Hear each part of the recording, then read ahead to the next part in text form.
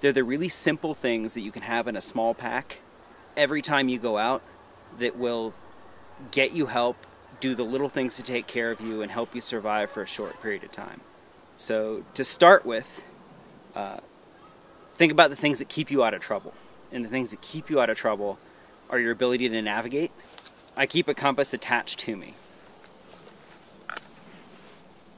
So I use a sighting compass with a mirror, and I can use that to flash to people, to aircraft. Other signaling devices that are super helpful, I carry a headlamp all the time. And then I carry a backup flashlight. I carry just a small AA single battery flashlight. The next thing I think about as I go through the systems is what I need to maintain me.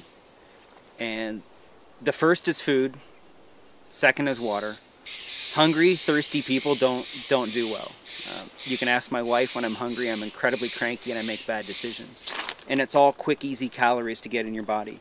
It has a mix of fats and proteins and salts, and it's really just stuff out of the nutrition in the endurance food aisle, whatever you want to call that, at the grocery store. 1.5 liters of water, and some days it's not enough, but it's a starting point. What I avoid in the winter, this is just personal preference from experience, I avoid camelbacks in the winter. Unless there's a way to keep them warm and keep the hose warm, the water you need is frozen, or you can't get to it and you've got to stop and thaw things out. 10 essentials are huge.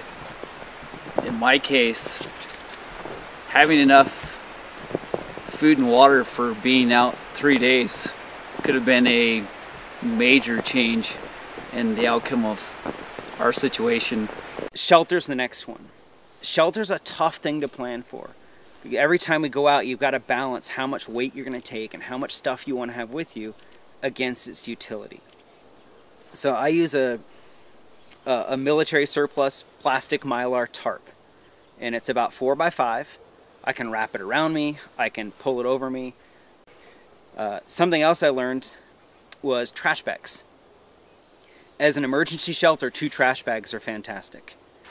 But I always carry rainproof pants and a jacket. They don't weigh much, and it's the one thing I need. If I can stay dry, I'm going to do okay. If I'm cold and dry, I'm cold. If I'm cold and wet, I'm pretty darn soon hypothermic. And then a lightweight jacket. And no insulation. And it's light and it's small, so I know I take it with me. If I think I'm going to carry a big puffy down park all the time, I'm going to get to the trailhead and I'm going to look up top of the tumalo and think I want to get there in 45 minutes. What don't I want to carry? And I start ripping stuff out of my pack and I leave it in the car. In search and rescue, we don't carry full first aid kits for everyone. Everyone carries a small kit because we know that when we get 2 or 3 of us there, all of our small kits combined make up a bigger kit. For me, I'm allergic to bees, so I carry an EpiPen. And that's one thing to remember. Think about your personal meds. What do you need? Are you diabetic? Do you have a heart condition? Do you have issues that require regular medication? We use these all the time. They're SAM splints. And SAM splint is actually developed by an Oregonian, a guy in Lake Oswego. Support local.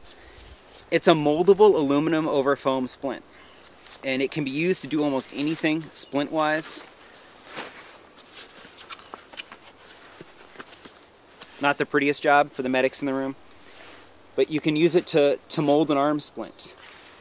You can fold it in half and put a foot through it as an ankle splint. Do all sorts of stuff with it. You can cut little pieces out and make finger splint. But the stuff you carry every day and the stuff I carry every day needs to be simple and light. Back to the premise that if it's not simple and light, I'm going to leave it at home and then I don't have it. Fire has the incredible ability to emotionally change our environment. Not only does it provide heat, but it provides this feeling that we've taken control. 10 years in search and rescue, I've seen all sorts of ways to make fire. I still carry matches, and a great trick for matches. Can't see it. So it's a match container. It's not the factory container. It seals up, and drop a dozen grains of rice in the bottom. And just like protecting your salt in your kitchen, the rice absorbs the water and keeps it out of the match heads. One of the reasons we run into trouble in the backcountry is stuff just breaks. Rubber ski straps. These are sold in any ski shop, and they were originally designed just to lash your skis together so you could carry them. I've seen them used to tie poles together to build a shelter, tied around a boot and a binding to fix a telly binding in the backcountry, used to lash pieces of broken packs back down, and I've pulled my snowmobile hood back down into place with one.